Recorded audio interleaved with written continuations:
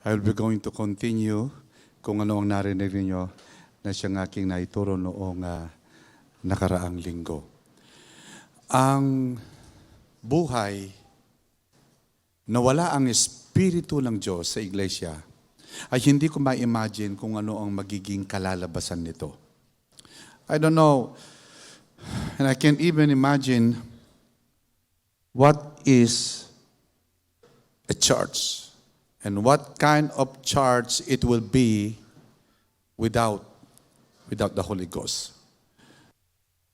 Naisip ba ninyo na ang Panginoon ay hindi man siya nawala sa mundo since 2,000 years ago? Hindi. Kahit hindi nyo siya nakikita, pero hindi siya nawala hanggang ngayon, patuloy na lumalaganap ang kanyang kalooban, hayag o hindi hayag, bulgaro o hindi bulgar. I can imagine kung ano ang magiging lagay ng simbahan at lagay natin kung wala siya. Yung Jesus na naipako 2,000 years ago, yung Jesus na namatay at nagligtas sa atin 2,000 taon na ang nakakaraan, hindi na siya nag-i-exist sa panahon ito, lalo na kung ang pag-uusapan ay ang mga millennial society, ang mga makamodernong sibilisasyon na takpan at takpan at takpan at takpan at takpan sa mga makabago, makauso, makamodernong nakikita natin sa panahon ito.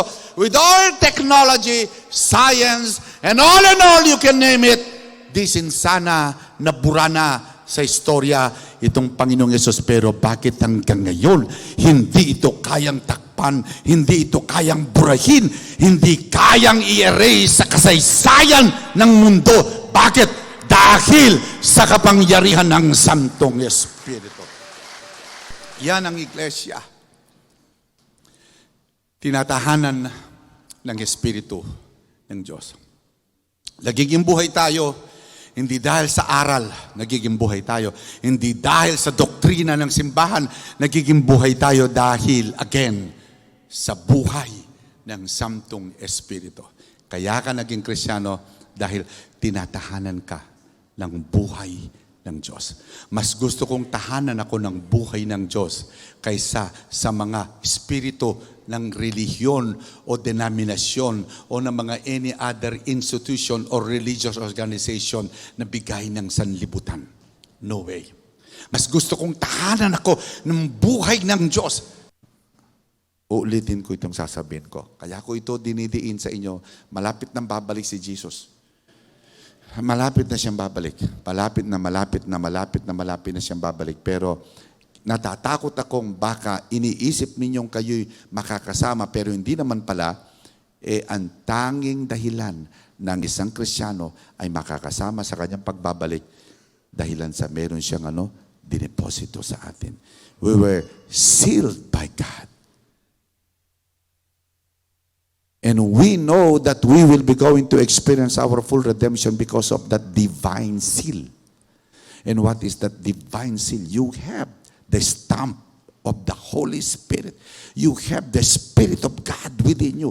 Sa Jude, dinescribe ni Jude yung mga taong anti-Christ o mga Kristiyanong nakapasok sa inyong mga samahan na ang tanging dahilan ay wasakin ang inyong pagsasama, sirain kayo na hindi ninyo namamalayan, unnoticed na nandyan sila, nakasama ninyo, and yet they are just the agent of the enemy, and it is just a matter of time that they will be going to destroy you.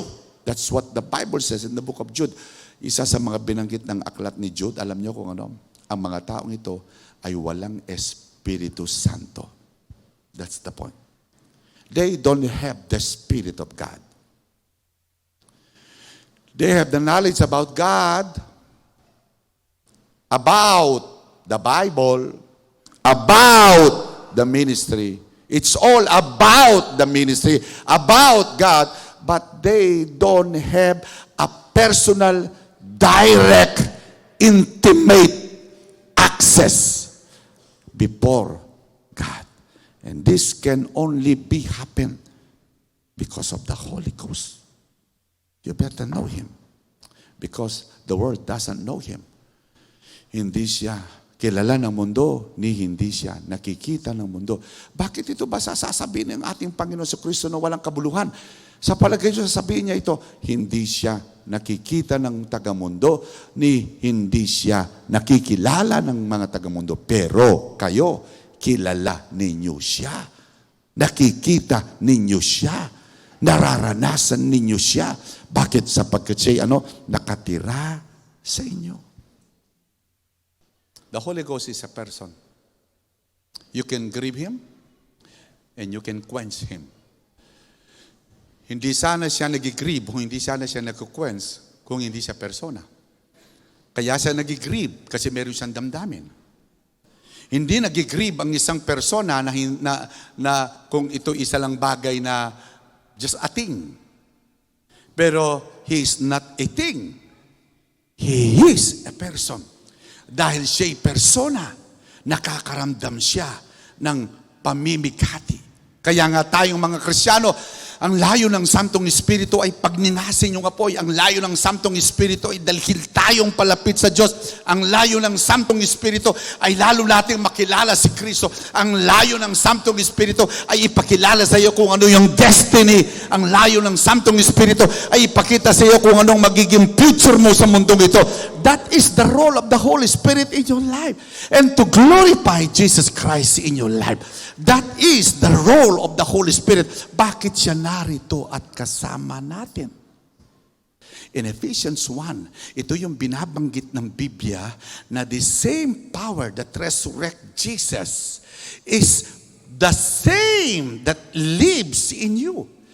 Ang kapangyarihang nagpabangon kay Jesus mula sa mga patay, siya rin kapangyarihang nananahan. Hindi ko kayang imaginein na yung palang nagpabangon sa Kanya doon sa kamatayan, ang siya rin nasa aking nakatira ngayon. Imaginein ninyo yon. Kaya nga, ang sabi po ng Corinthians, kung alam lamang ng mga rulers ng mundong ito, sino kaya yung mga rulers na yon? Hindi si Abraham Lincoln. Hindi yung mga naunang hari. Hindi rin yung si King Herodes. Ang mga rulers na tinutukoy dito ay yung mga unseen authorities, principalities na hindi natin nakikita sa ating mga mata. Because behind every institution, every government sa sanlibutan ito, may mga isa pang kapangyarihan na kung hindi ka Kristiyano na wala kang tatak at selyo ng Santong Espiritu, you can be influenced by that spirit of darkness. Ang buhay ko hindi narito sa mundo.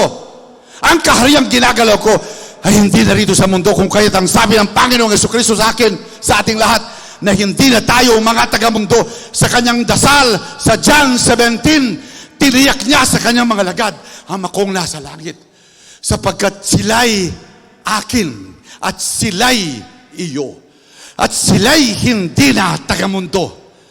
O Amang Banal, pinapakiusap kong huwag mo silang kunin sa mundong ito, kundi ingatan mo laban sa diablo. Just imagine what kind of assurance we have as, hallelujah, what kind of assurance you have as what? Believers in Christ. Because you have now the seal of the Holy Spirit. You have now the protection of the Holy Spirit. You have now all the provision. My lives and your lives is no longer belong to this world. How do I know? Simply, ito lang. Kung sinong palagi mong barkada at sinasamahan, especially if they are unbeliever, patuloy kang nakikisama sa kanila na kahit na alam mo sinasaktan na yung Savior mo na wala kang ginagawa, something is wrong with you. You are still living in this world. Yan ang isang obvious sign sa isang Christian na hindi na siya makamundo. Nakikibiru-biru ka. Kung anong ginagawa nila, nakikisalimuha ka. Na hindi man nakikita yung ilaw at liwanag sa iyo na somehow nakikita nila yung kakaiba sa iyo. Nagtatrabaho ka sa opisina, nagtatrabaho sa call center, estudyante ka, kahit na nandyan ka, posibleng ikaw ay separated, sanctified. The word sanctified in the Bible means separated. Now you became a believer, you are now being led by another life. You are being led by the Holy Ghost. Your life is now in alignment. And because you choose to love Him. And that is how to be a Christian in these last days. 8 signs that you have the Holy Ghost. This is the number 1 sign. He will assure you that you are God's beloved child. Tayo'y kanyang mga anak. At anak ka kung ang Santong Espiritu ay nandyan sa iyo, sapagkat ang Santong Espiritu ang siyang magbibigay ng assurance, and He'll be going to tell in your innermost being. Say, innermost being.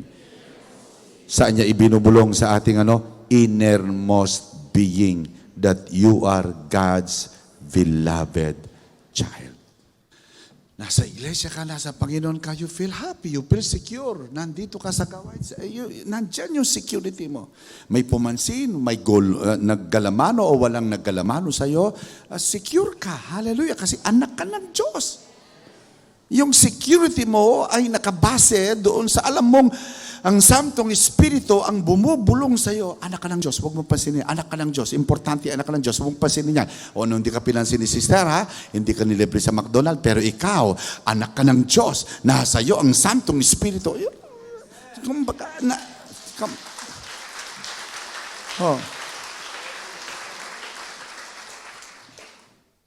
Panahon naman na kailangan dumaan kayo ng tunay na pagsusuri upang inyong malamang mabuti kung ang Santong Espiritu ay nakatira nga sa inyo. Yan din ang sinabi ni Pablo sa Aklat ng Korinto. Hindi nga ba ninyo nalalaman na ang Espiritu ng Diyos at ang Espiritu ni Kristo ay sumasa inyo? Sinabi niya yan. Ngayon, 2020, kung hindi mo i-establish ang iyong right standing with God, kung sino ka, ikapapahamak mo yan sa mga darating na buwan. Isettle mo ang iyong sarili dahil hindi akong nagsasabing ikaw ay born again. May magsasabi na magwi-witness sa iyo kung ikaw ay born again at anak ng Diyos. Ayaw ng Diyos na mapahamak sa mga panahong 2020 beyond dahil mas lalong sasama ang mundong ito at walang makakapagpigil sa kasama nito. Pero ang mga anak ng Diyos, iingatan niya dahil magsasalita siya at sasabihin, kung ikaw ay naglalakad at ikaw ay nalilis ng daan, may magsasalita sa iyo at sasabihin, do not walk on that road. Follow my direction. The Holy Ghost will be going to speak to you and He will guide you sa mga taong kausap mo kung lolokohin ka o hindi. Somehow, you need to be attentive to the Holy Spirit. Somehow, He will be going to tell you kung may mga pag-alinlangan, kung may mga doubts ka. Kapatid, no one can deceive you anymore. I'm not your Savior. I am not God trying to direct your lives, what to do, what to say, and what not to do. No way! It's the Holy Ghost. And He is enough because He is the ruler of our lives, the King of our lives. What an assurance that we are God's beloved child. Why I need to teach this? Don't miss this, because this is what the Holy Spirit tells me. Tell my people to be sure that they have the Holy Spirit within them, because this is the only assurance that they will be included in rapture. When I come back, I will be going to get them because mayroon akong dineposit sa kanila. And so number 1 is, He will assure you that you are God's children.